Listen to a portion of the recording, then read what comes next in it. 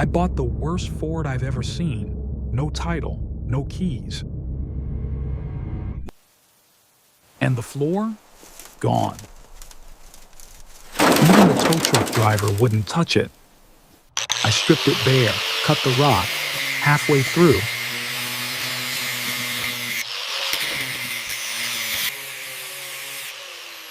I thought I screwed up. The rust just wouldn't stop. Almost quit twice, didn't.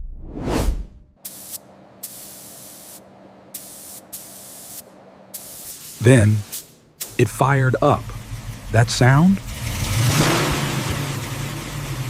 Worth every cut. This is why I never buy new cars. Subscribe if you build your own.